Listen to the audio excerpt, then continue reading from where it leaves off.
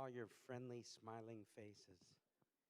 It's such a blessing to be here. Of course, the only previous time I ever remember being here was for Steve and Alicia's wedding.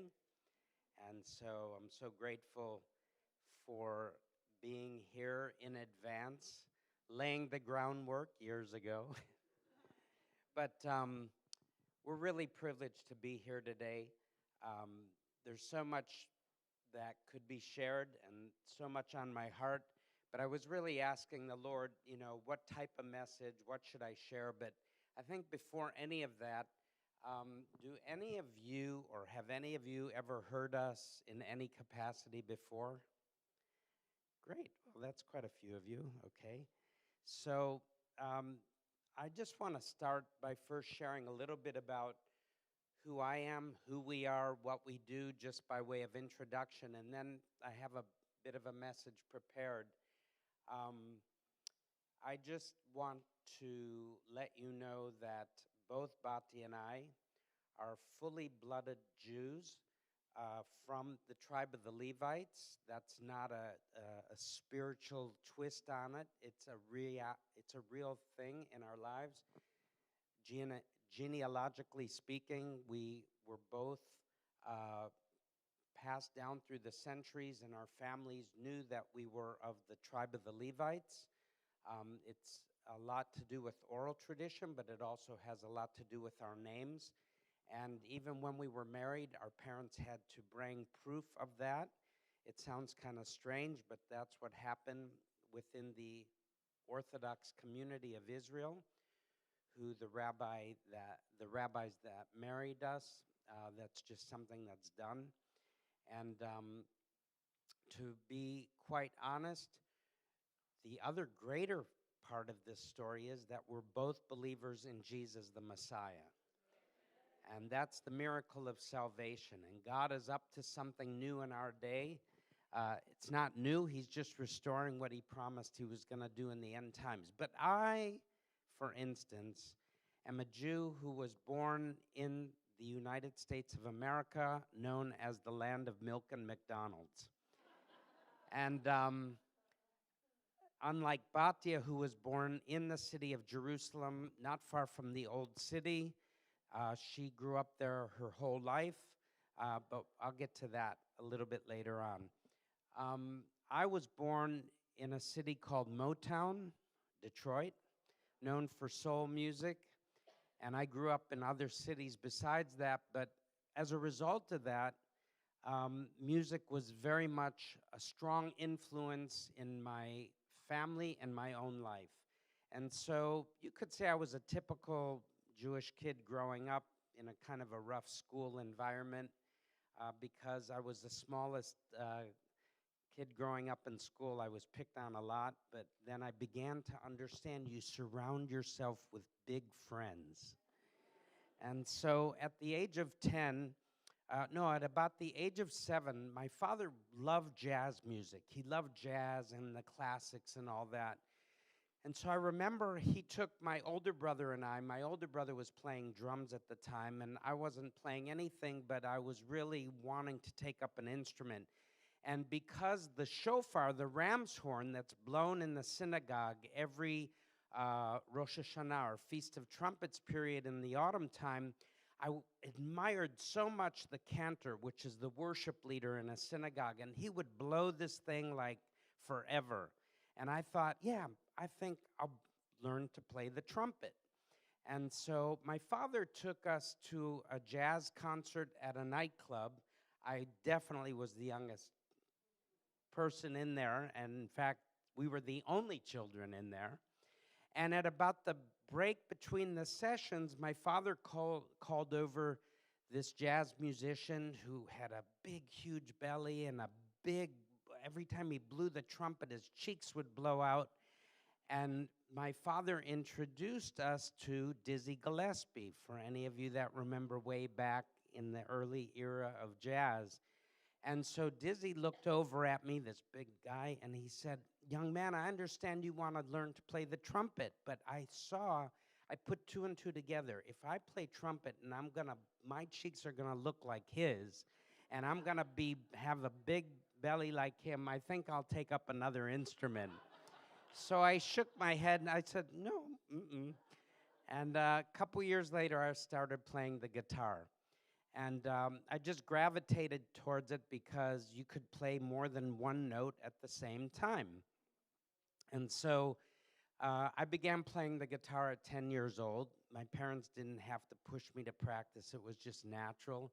And my brother was playing drums, with a famous jazz teacher that he had. And then during that period, my parents were divorced. My mother was remarried. We moved to another city. So we moved to Cleveland, Ohio, which became the home of rock and roll. If anybody knows, Cleveland, Ohio is where the Museum of Rock and Roll is. And but I was going back between the cities, always visiting my father. I had a good relationship with both my parents. There was no domestic abuse. My parents didn't drink hardly at all. They didn't smoke, so they just had their own issues and all that. Actually, I don't exactly know why they ever got married. They were so different than each other, except I realized God wanted me to be born. I don't know about my 3 other brothers, but at least I know about me. And so, at the age of 13, what happens to a Jewish young boy? He celebrates what's called a bar mitzvah. Bar means son of the Torah or the law of Moses. And that's a very big traditional celebration for any Jewish boy when he officially becomes a man at the age of 13. Remember, Jesus was in the temple disputing with the rabbis or the priests in the temple. Well, that was the time that he was probably close to his bar mitzvah. So they were amazed by his wisdom. Of course, nobody was totally amazed by my wisdom, but it's just a biblical reference to what happens in Jewish young people. And so the celebration of my bar mitzvah was a big thing because I went back to Detroit. I trained for a few months under the same cantor that used to blow the shofar, and I began to sing with the musical notations in the original scriptures, in the Old Testament scriptures, all in Hebrew. And I trained for about 3 months. I was riding my bicycle back and forth from my father's house to the synagogue. And it's where my grandfather was president of the synagogue. And so the day of my bar mitzvah came, and this is a big deal, and I had to sing from the scriptures all the way through for quite some time. It's the first record album I ever made. It was literally recorded and put out on a disc, and I sold the one I have. Like vinyl. I mean, it's like a classic album. I should really produce it, Bhatia. We should really sell 1 million copies. So anyways, but I made a concerted decision that day because a lot of families, they don't know what to give some bar mitzvah kid. I mean, they're either going to give him a clip-on tie or they're going to buy him something. But it's usually gelt, which is money. And so I decided I'm going to take that money and I'm going to go out and buy my first electric guitar and big amplifier and join a rock and roll band. And so by the age of 14, that's exactly what I did. I bought my first Fender Telecaster, 67 Telecaster, black, by the way, with a maple neck, and a Silvertone amp, which I later traded in to getting an acoustic, I think it was called, amp, and then a Marshall, something like that. And I joined a rock and roll band in my junior high school. Well, our band became the garage band of the school, winning all the Battle of the Bands. And in those doors, like the Doors came through my school with Jim Morrison. They could afford it then. And I was playing in this band well into high school.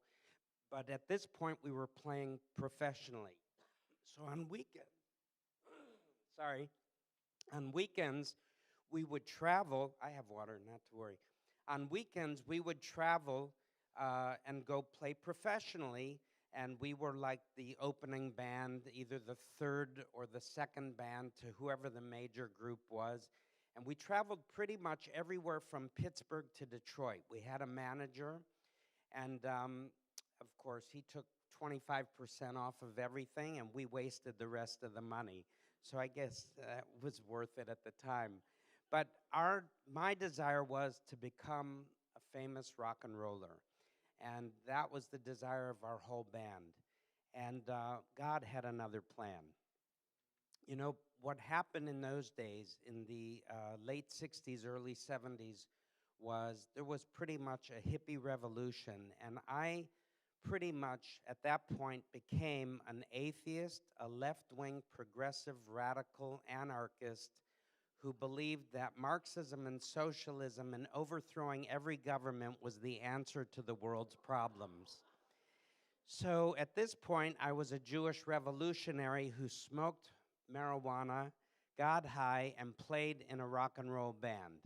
And this was my life, and I'm trying to graduate school at the same time. Well, I don't know how that worked, but I did graduate. I don't know how many tests I passed, but anyhow, I got through it all. But my one aim in life was to use music as an influence to change the way people think and the way they believe in life. And you know, for those of you who were born at the time, you remember way back, I had my idols, Jimi Hendrix, Eric Clapton, who I later met here in London Heathrow Airport, actually, we sat together. But God had another plan, because at the age of 15, I was invited to go to a concert of a rock and roll rhythm and blues band out of San Francisco that had come through Cleveland through like an underground nightclub. And here I am sitting in front of the guitarist, the lead guitarist in this band, like as far as where you are in the first row. It was a small club of about maximum 200 people. And here's this guy playing the electric guitar. He had long black hair, a long black beard, and a beautiful electric guitar over his shoulders. And he looked exactly the way Jesus would look like playing rock and roll. And I went up to him after the concert. I went straight up to him and I said, man, this was, and I wasn't, straight at all. And I went up to him afterwards and I said, you guys were just tremendous. You really inspired me. And here, I just want to bless you. Well, I didn't use the word bless, but I wanted to thank you. And I handed him a Ziploc bag of marijuana joints. And he turned around, and you didn't expect this, did you, this morning? And he turned around and he looked me straight in the eyes, like with burning passion and fire in his eyes, and he said, no, man, Jesus is the only answer. And I had never heard those words before, not that I can remember to this day. I never heard words like that before, and I was more shocked that here was a rock and roll, well-known guitar player, and he didn't get high, and he wasn't into all the rest of all the rock and rollers and all that. And I didn't, here I am, he gave me a little booklet with Bible verses in it, and here I am holding a bag of marijuana joints, and I absolutely didn't know what to do with this. So I went to the drummer, and I said, would you like this? And he said, gladly. So I knew, obviously, there was a different version in different musicians there. Well, 1 year later, this guitar player leaves California, and of all the cities in America, he settles in Cleveland, Ohio. And I read in a jazz journal that he's giving lessons. And so he's looking for only about 12 students, 10 or 12 students, no more than that. He wants to up their game. And so I tried out, and he became my guitar teacher. But only for about 6 months before he went on to play with the gospel band, because he left the band he was playing with because of his faith. Little did I know he had also just become a new believer in Jesus the Messiah. But from every lesson, he began to teach me rock and roll styled music and riffs on the guitar, but he was singing only about his testimony or old hymns souped up to rock and roll music. And who am I to question the great master and the teacher? So I thought to myself, this is the craziest thing, but as long as I'm learning how to play, I don't care what he's singing. And then he used to take me out on these, they used to have these jam sessions down by the university at some club, and a lot of famous musicians, some of the people you know, like Joe Walsh, who went on to play with the James Gang and the Eagles and all that. So we were jamming in all these sessions together and all this, and suddenly my guitar teacher would pull out a New Testament out of his pocket and start telling everybody how they were damned to hell if they didn't repent. Now, everybody is so buzzed out as it is, they don't know what he's talking about, and they think he's a total fanatic. But he was my guitar teacher, so I mean, I was paying him to preach to me, I guess. But you know, God knows how to place you at the right time, at the right place in all things. And he was the right person for me because I was this radical, hippie, yippie anarchist that was leading protests in my high school and also in this band that was trying to overturn. I mean, here, most of you who grew up in the UK, you used to wear uniforms to school, right? Well, we thought, you know, if we wore jeans, we'd be thrown out of school. We didn't wear uniforms, but we'd be thrown out if you didn't have a certain dress code. Well, we were out to overthrow everything that was a code. And so, anyways, 1 year after that, being a political kind of animal that I was, I flew down to Washington, D.C., and it was May 1st, 1971. And what's May 1st? It's May Day for the socialists. So I flew down with a group of radical protesters to shut down the United States of America. And you wouldn't believe how opposite I am today. And so I was assigned to shut down the FBI building, which lately may not be a bad idea. And I was arrested quite early, one of the first people arrested, and taken to a detention arena because hundreds, thousands of protesters were being arrested, not just young people like myself, but older as well.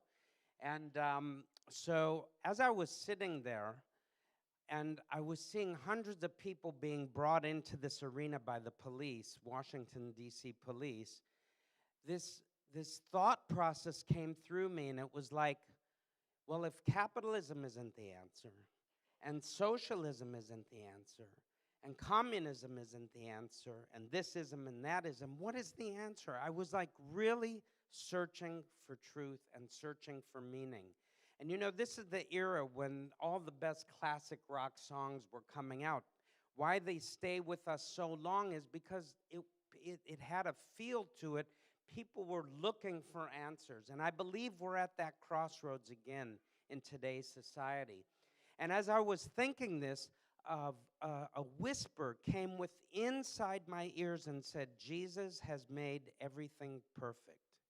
And I thought, wait a minute.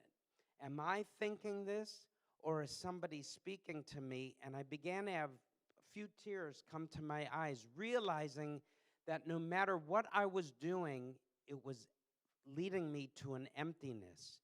And I was a proclaiming atheist, and suddenly now this thought process is coming to me. Well, it shocked me so much that when I went back, I was released by some legal aid lawyer.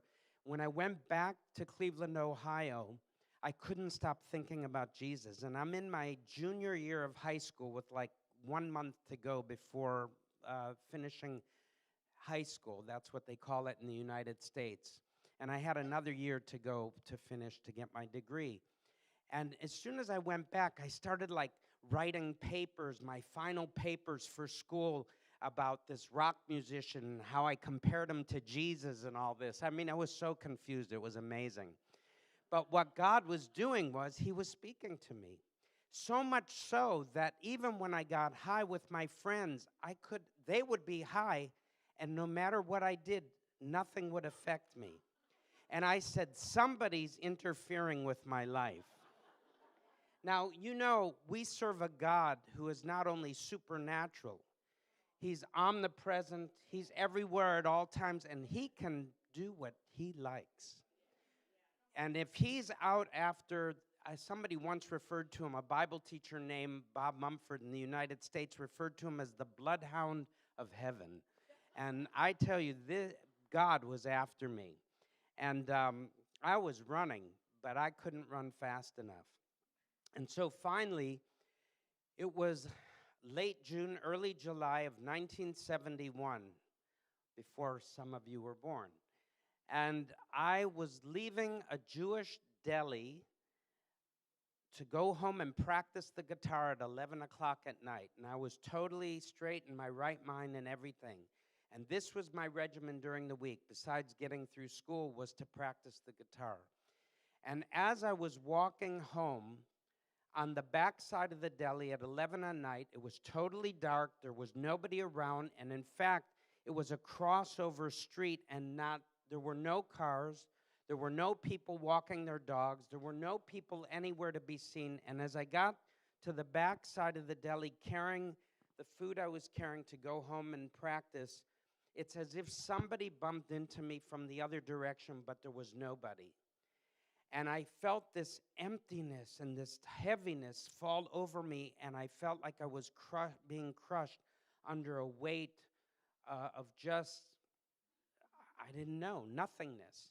And I fell to my knees by a big oak tree on a street corner, and all of a sudden, tears just began running down my face, and I began to break up with inside. And in the midst of those tears, an audible voice spoke to me from outside and said 3 times, "Barry, you should have more faith than this." 3 times I heard those exact words in English, and I instantly knew that Jesus is the Jewish Messiah. I didn't go to a church. I was raised in the synagogue. Nobody prayed with me. Maybe somebody was praying for me. I don't know. I didn't even understand what being born again meant. I didn't even know the term. I never read the New Testament. The only thing I ever knew about Jesus was related to Christmas, eggnog, and Christmas cookies. That's how much I understood the Jewishness of Jesus. Little was I was about to learn a whole new life's journey. But as I fell to my knees and I heard those words, I responded and I said, "God, I'll do anything for you." Like from Oliver Twist, I'll do anything. Well, because I once played Oliver Twist in the musical when I had a soprano voice. And so I said, "God, I'll do anything for you. I'll even quit school the rest of my life for you." Well, that was easy. I hardly showed up. And then layer by layer, I began to say, "God, I'll stop doing anything to do with drugs and anything with this." And I don't know, I must have gone through a whole list. But the one thing I didn't want to give to him was the very thing I idolized, and that was music and the guitar. And finally, after about 20 minutes, I knew that if I got up off my knees or however I was sitting on the ground, if I didn't give him everything and I died the next day, I didn't know what would happen to my life for eternity. And finally, I just said, "God, if I never pick up the guitar the rest of my life, and if I never continue with the band, I don't care. It's more important to serve you." And when I said those words, it's as if satanic chains fell off my back. I got up. I felt like 1,000 pounds of weight lifted off my soul. I was walking home that night, and I had tears on my face. I knew something so radical had changed in my life that I was changed permanently. I just didn't understand spiritually or scripturally what had taken place.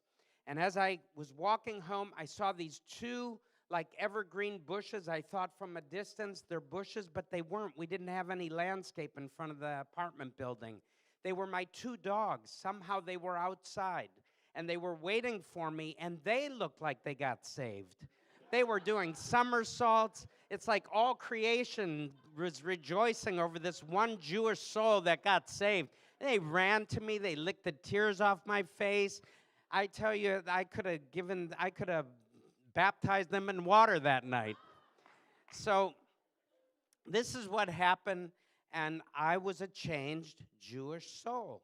And I know that God went out of his way to get a hold of me. Well, but the devil was right nearby, because the very next morning, it's as if all hell broke loose in my life.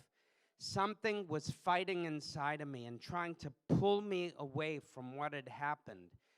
And I struggled for the next 3 months until another bass player of another band happened also to be Jewish, who I went to high school with, but he was living in California.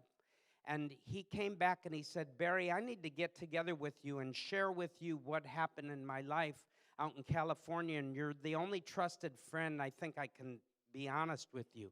And I said, okay, sure, why not? And he began to tell me about how he met these Jesus people out in California, and he didn't know how I would accept it, and would I still be his friend? And I said, Donnie, you won't believe what happened to me while you were in California.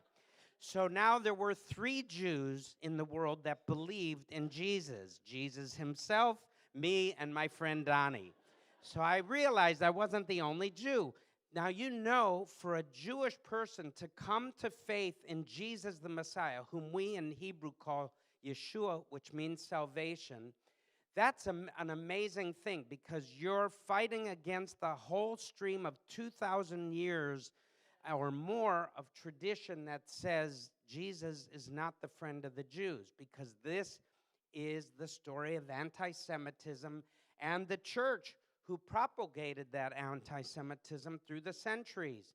But, you know, that was something I would learn as I studied.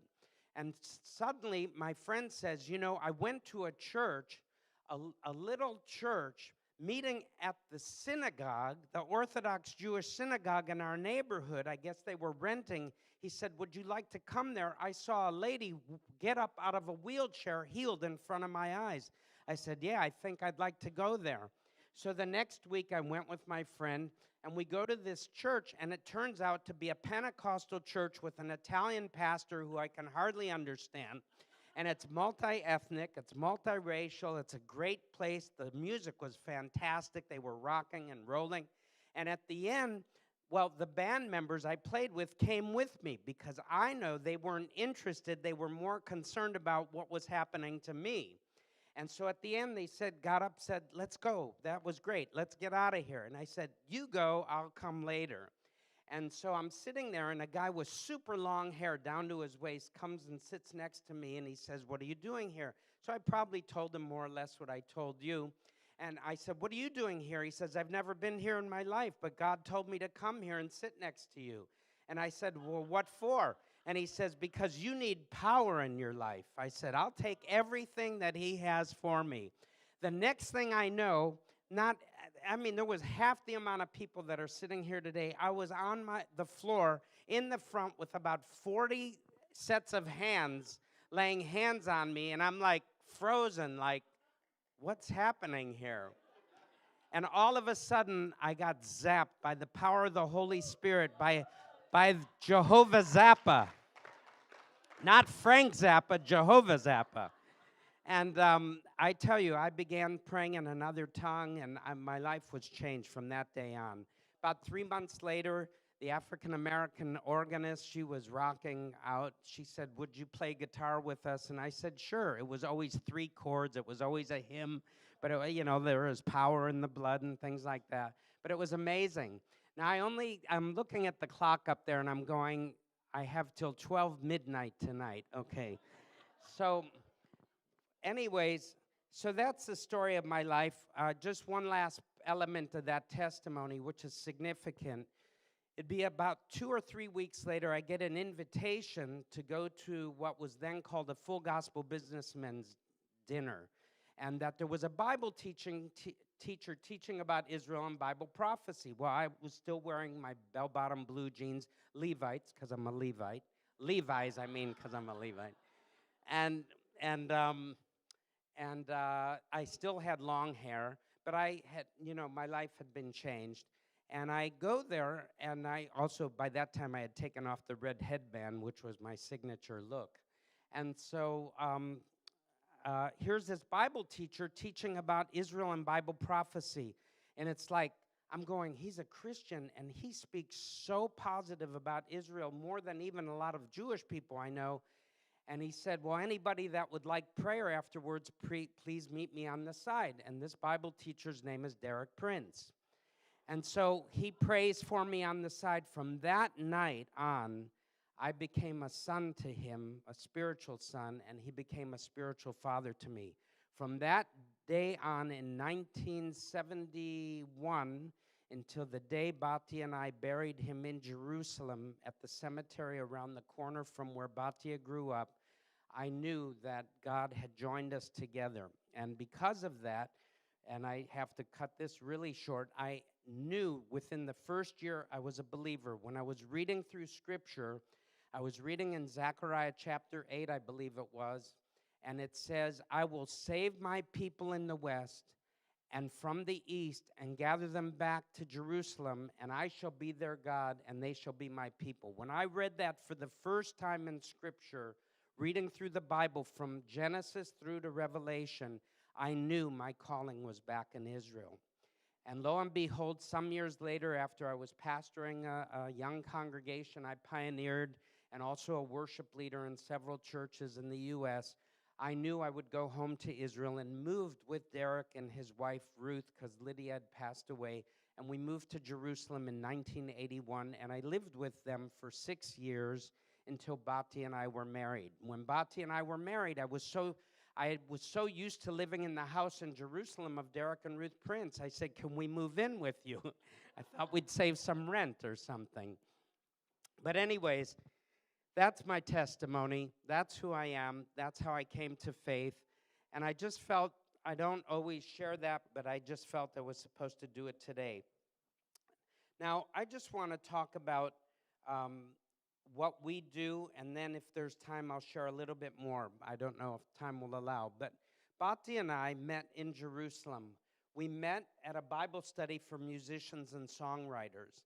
Batia grew up in an Orthodox Jewish home. She was everything a good Jewish girl should be compared to what I was, everything a good Jewish boy shouldn't be. And we met at this Bible study about 6 months after I moved there. We would end up working together in praise and worship, and then we would end up starting a fellowship even before we were married. Now we've been married 35 years. Not too bad.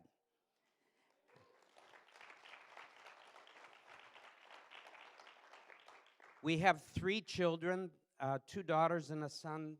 All 3 of them are strong believers in Yeshua the Messiah. Our youngest daughter is a raving evangelist. She works in television, and she loves the Lord. You can't go anywhere with her without her not approaching the waiter, the waitress, the owner, the person in the street. We'll be walking in the streets with her somewhere, and like, where did she go? And she's laying hands on somebody on a park bench. I mean, it's wonderful. And we have 4 grandchildren, 2 of whom are believers. 2 are, I'd say all 4 are in faith, but 2 are only 2 and 5 years old. So they're kind of coming along to understand things. And they'll have their own experiences in life. But we're really grateful. All of us have served in the Israeli military.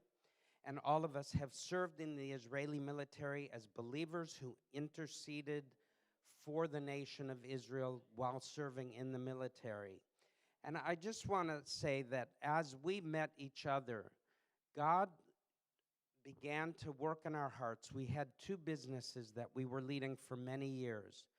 And then in 1994, being praise and worship leaders in Israel, and Batia writes a lot of the Hebraic language praise and worship songs, we were approached by then Kingsway Thank You Music, which used to be here in the UK. I don't know if they were bought out by Integrity Music or not, but they asked us to produce an album that was kind of oompa, oompa, oompa, oompa, oompa, you know, very Jewish music, like, you know, like songs like Hava, Nagila, Hava. I tell people, you know, sometimes I hear somebody in the back singing Hava Tequila, but it's Hava Nagila. But the song is about joy. It's based on a scripture and all that. And so we produced an album called Shema Yisrael, which you can get online and all that. And our producer was Martin Smith of later the group called Delirious. And he came to Jerusalem. We started putting microphones inside of Orthodox synagogues to pick up sounds that we wanted to integrate. And we were actually producing the album both in Jerusalem and here in Little Hampton. I called it Little Dumpton. So anyhow, we spent a month here producing this album, and it became a hit for our particular genre of music. It was paving the way for opening the doors for Hebraic praise and worship music. And so we were really happy to have worked with Martin. And I told him, he didn't understand a word of Hebrew other than shalom. And I turned to him and I said, you know, you're going to be blessed from doing this album. From now on, God's going to change your life. And he did. That's when Delirious was born after that. And so the rest is history. So, and we're grateful to him for that.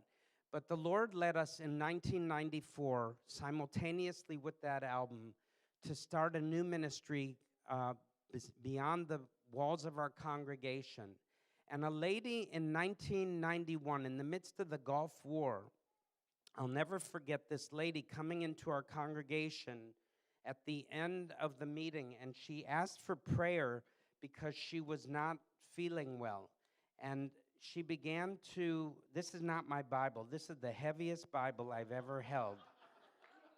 This is Pastor Weinell's Bible. Mine was left at a conference last weekend in London.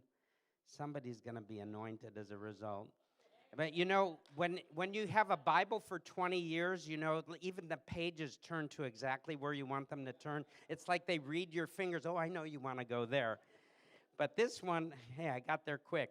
Isaiah 54, verse 2 and 3. At the end of our meeting, praying for the sick, this lady in her 80s said, I have heart problems. And we were in the middle of the Gulf War when Saddam Hussein was shooting 39 rockets, Scud missiles against Israel in 39 days. Not one Israeli died as a result of a direct missile hit. Only one man from a heart attack from the shock. And I mean, you know, and it all ended on the evening of the reading of the book of Esther, or the holiday we celebrate called Purim, when the Jewish people were saved during the Persian Empire, and they overcame being wiped out. And, you know, had that not had happened, we would not have Jesus, the Jewish Messiah. So that's a whole nother story.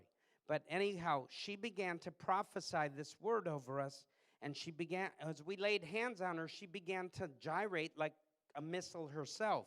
And she began to say, enlarge your house, build an addition, spread out your home, and spare no expense, for you will soon be bursting at the seams. Your descendants will occupy other nations and resettle the ruined cities. And as she spoke this, I thought, great. That's confirmation. We'll break the wall down in our meeting room so we can fit 30 more people in. But that's not what God was saying. God was looking down through the years and the decades. And when she said that, I had like chills come all over me. And she disappeared that night. We had never seen her before, never saw her afterwards. Only years later did I find out that this dear lady's name was Minnie. She used to drop in as God's prophetic paratrooper all over the world, only to find out she had been saved in the Azusa Street revival when she was a child.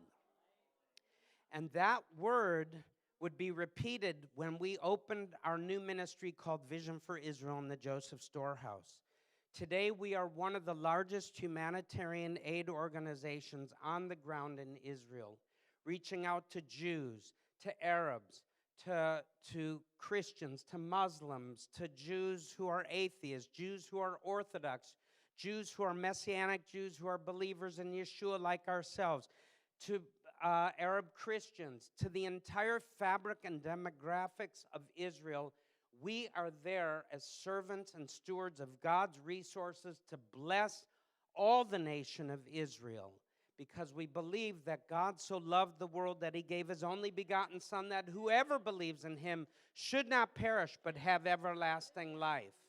And so as we began to open this new organization up, we began it in our home with literally nothing. We began to give out of ourselves.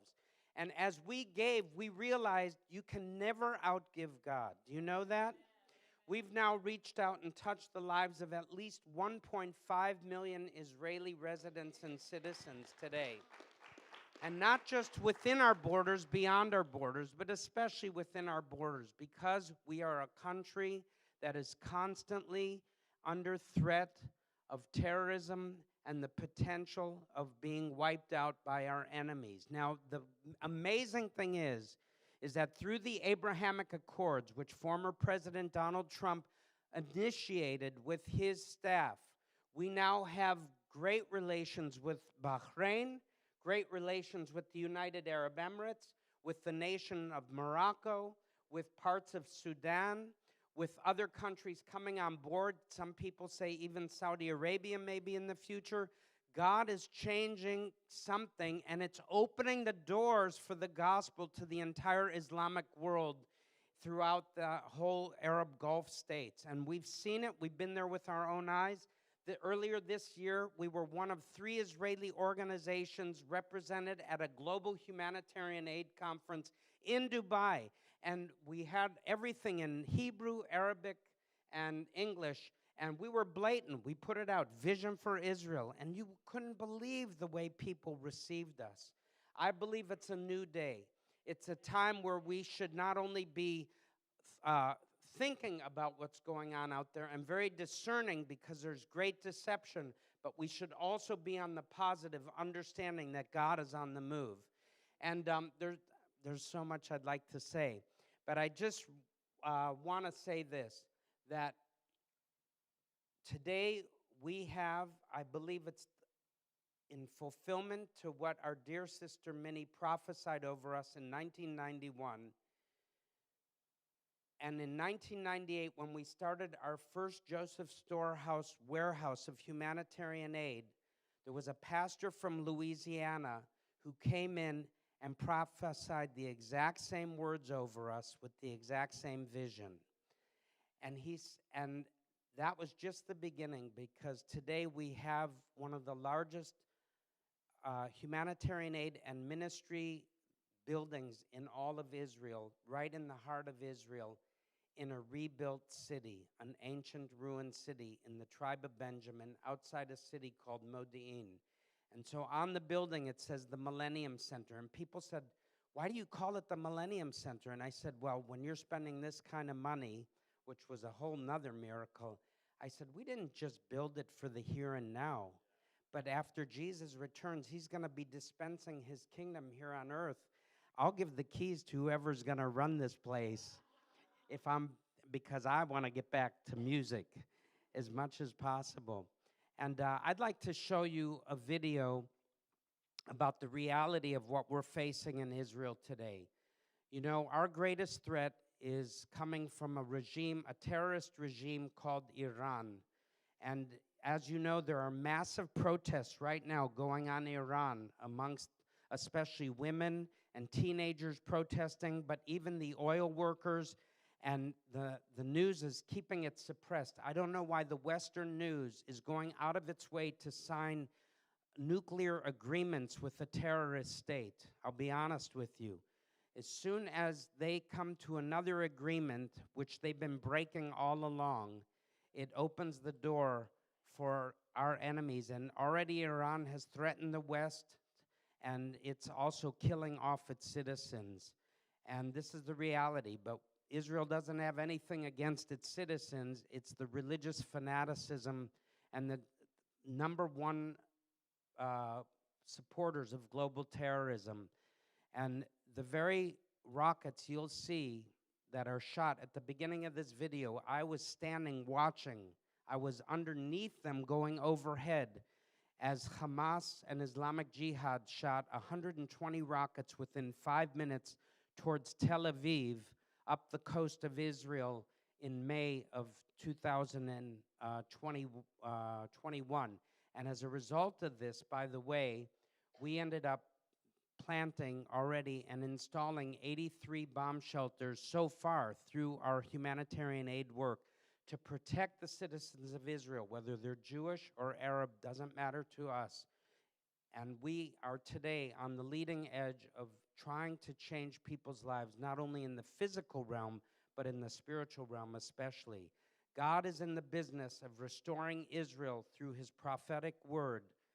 not only physically with the return of the Jewish people from the four corners of this earth, but it says when he does that, there will also be an outpouring of his spirit on the Jewish people. Let's look at the video, and I'll close with something. Give us enough volume. I'm an ex-rocker. I may not hear so well. I'm just... בעיר אופקים יש לנו פער של מיגון. רוב התושבים בשכונות הישנות בעיקר אין להם בכלל מקלט או ממ"ד. לכן אנחנו צריכים מיגוניות שייתנו להם מענה בשעת מלחמה או בשעת צבע אדום. לפני חצי שנה התנהל פה מבצע שומר חומות. זה היה מלחמה של בערך חודש.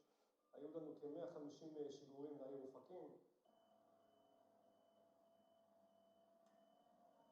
למה שמים את זה פה? בשביל לתת מענה של ביטחון לכל החבר'ה שיהיו פה, מתי שהם, חבר'ה הצעירים, הילדים, הנשים, שהם באים לטייל באגם הנפלא הזה. אנחנו מודים לעמותת חזון לישראל שנתנה פה 3 מיגוניות לפארק האגם. זה פארק שבעצם נותן מענה לכל תושבי נתיבות והסביבה. יש פה בערך 1,000-1,200 מבקרים ביום.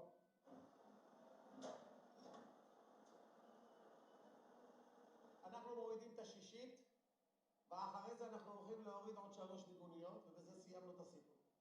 החשיבות של הפעולה הזאת היא פשוט למגן, לפי ההנחיות של פיקוד העורף, את כל השטח, שמה שהם מנחים אותנו בהתאם להנחיות. בשמי, בשם מושב גבעולים, בשם שדות נגב, אנחנו מודים לכם, תודה רבה רבה על הכל. כשיש לנו אזעקות פה, מי שיש לו ממ"ד, אז הוא בממ"ד. לפעמים הילדים משחקים בחוץ, יש מיגוניות שקיבלנו מכם. אז הילדים רצים למיגוניות, וזה מהלך החיים. יש אזעקות, נכנסים למיגון.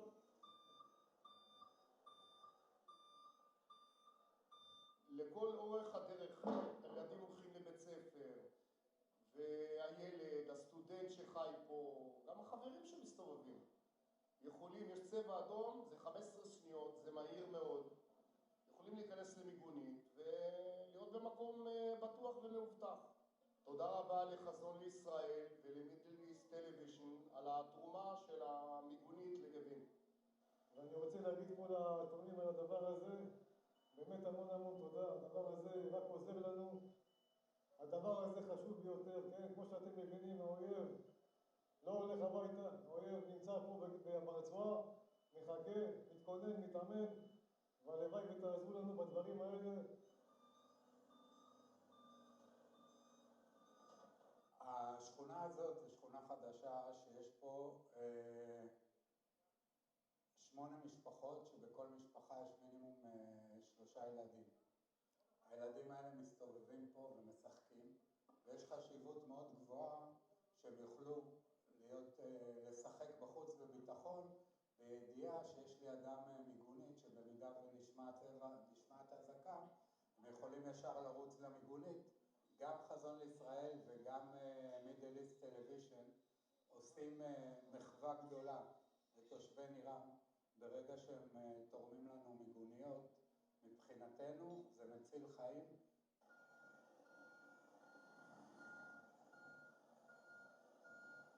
קצת לגבי מיגוניות, למה זה חשוב ומה בעצם מה המענה שזה עונה עליו.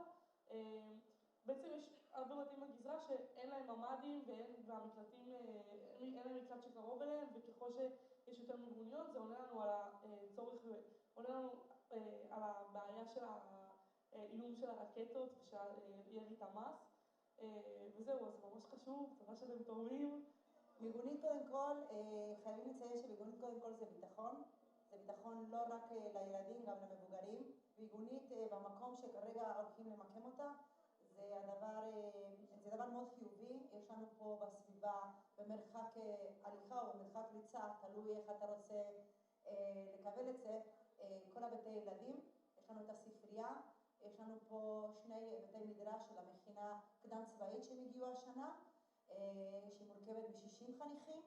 אנחנו מרגישים הרבה יותר בטוח שיש לנו פה את המיגוניות החדשות ששומרות עלינו ודואגות לנו. Wow. That wasn't the video I expected, but anyhow, it's okay. It explains the situation. Literally, I've been there when rockets are overhead. people grabbing me by the shoulder, pulling me into one of the bomb shelters and all that. But you see, that's the reality. Actually, there was a misspelled word. It said 8 families, 80 families. And so that's very typical along the southern border of Israel and the Gaza Strip. And the first 3 of so many rockets that were shot last May in 2021 actually landed within 1 kilometer of where we live. And so up towards Jerusalem, on the western hills of Jerusalem. So that's a reality that we face. But other than that, it's a very safe country. And that only happens occasionally. But what I wanted to say was, because as I was hearing the offering taken up and all that, there is a key to prosperity. It says, pray for the peace of Jerusalem. They shall prosper that love thee. Psalm 122, verse 6.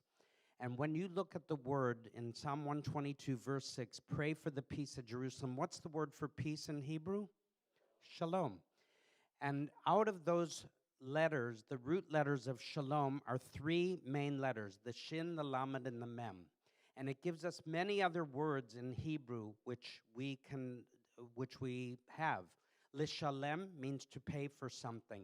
Tashlum means a payment that was made or is made. Shlema, which means wholeness or fulfillment. And then there's the word Sar HaShalom, which is Isaiah's description of the Messiah, the Prince of Peace. And of course, embedded into the city of Jerusalem in Hebrew, Yerushalayim, is known as the city of peace. So I said, what happens when we pray for the peace of Jerusalem? Actually, in Hebrew, it says, Sha'alu Shalom Yerushalayim, ask for the peace of Jerusalem. And I believe that when we're praying for the peace of Jerusalem, and it says, they shall prosper that love thee, you are asking for the one who is known as the Prince of Peace, who gives us the peace beyond all understanding, complete fulfillment and wholeness, who paid a payment with his own life on Calvary in Jerusalem.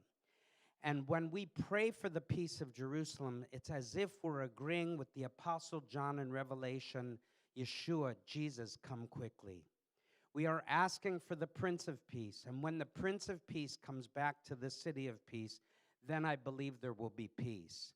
And when we began to do this as a family, even though we're Jewish, even though we're Israeli citizens, I took my son, we began to pray this, and at the time, because of conflicts and terror, we were about $50,000 in debt.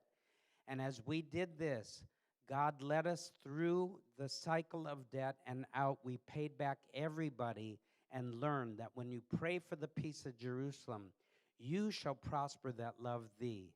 And so with that today, anyhow, I'll end things. I did have that slide. You see that?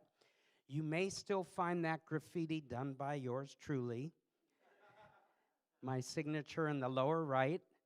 In East London somewhere where there's a lot of graffiti. Unless somebody covered it over, that's my original artwork done on the date of my birthday, July 15th in the year 2022. God bless you and shalom.